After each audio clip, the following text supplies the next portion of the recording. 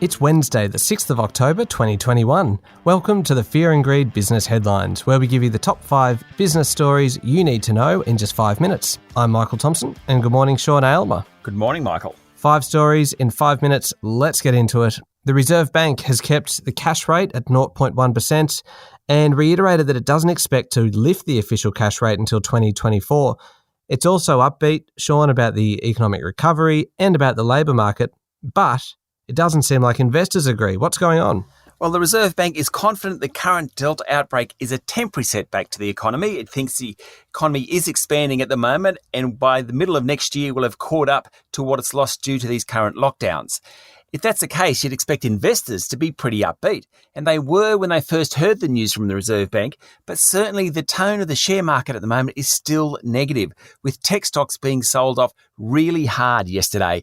Another interesting thing that the bank talked about was the housing market. It hinted that the Council of Financial Regulators might look at loan servicing buffers and whether they're appropriate when it starts to introduce prudential controls to take the heat out of the housing market. All right, that's story number 1. On to number 2, and New South Wales has a new Premier.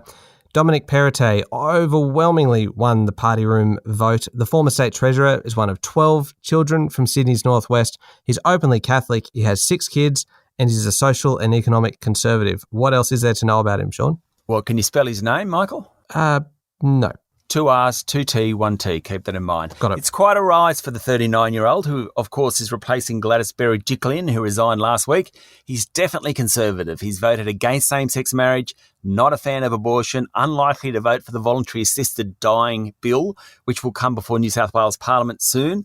At the same time, he's not a zealot, and he'll said he'll allow a conscience vote on such issues. He said he'll push ahead with GST and property tax reform. Remember, he's the person who put forward the option of dumping stamp duty on property purchases. And he said, thankfully, he'll reopen the state of New South Wales as scheduled on Monday. Okay, story number 3, and it's not good news, this one.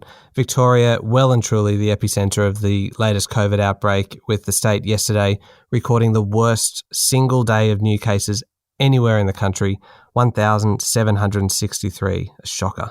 It sure was. Premier Daniel Andrews said it was probably a hangover from the AFL finals parties, which ended about 11 days ago.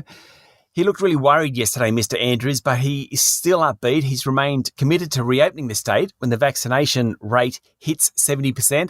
That's still at least 2 weeks away. Now, story number 4 today is a bit of an unusual one, Sean, because we've spoken in the past about China's unofficial import ban on Australian coal. But there's been a development. What's going on? Well, apparently last week they let a couple of ships into port that have been sitting out there for more than a year to unload the coal. We all know this energy crisis that's going on globally. UK and China are being hit hardest. China is desperate to get its hands on more supply of coal to force prices down. As you mentioned, there's an unofficial ban on Australian coal. That's part of the reason why coal prices are so high at the moment. Beijing decided, though, let's let a few of these Aussie ships in. It could augur well for coal exports from Australia to China, but I don't think Beijing's about to jump up and down and say, hey, we welcome you back. It'll be an interesting one to watch. Yeah, curious one indeed. Now, story number 5, I love talking about aircraft. I think everybody loves talking about travel because at the moment we just like to dream. But Qantas boss Alan Joyce was speaking at the International Air Transport Association conference in Boston yesterday, and he said the flying kangaroo was thinking about 100 new jets. That's despite the fact that very few are flying at the moment. True. You say you like planes. No one likes planes more than Alan Joyce, literally. He will sit there and talk for hours about the latest incarnation of some sort of model. It's quite incredible how addicted he is to it. As you said, he was at IATA, which is the big annual global conference for airlines. Now, Qantas needs to renew its aging fleet of Boeing 737-800s and 717s. It looks like the newer Boeing 737 MAX model and the Airbus A320neos are the favourites to replace that, likely to cost around $9 billion. It'll take several years to deliver. The big thing nowadays with planes is fuel efficiency and carbon emissions. No surprises there. Any decision around these will be very much based on that as well as price.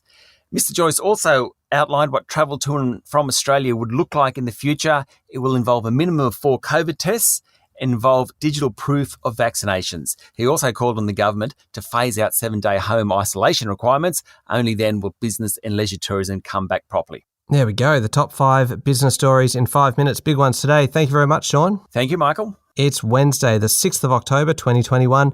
Remember to hit follow on the podcast, and if 5 minutes isn't quite enough for you, then you can find our longer podcast called Fear and Greed on your podcast platform. You can always find more information as well at fearandgreed.com.au and sign up for our free daily newsletter. I'm Michael Thompson, and that was the Fear and Greed Business Headlines. Have a great day.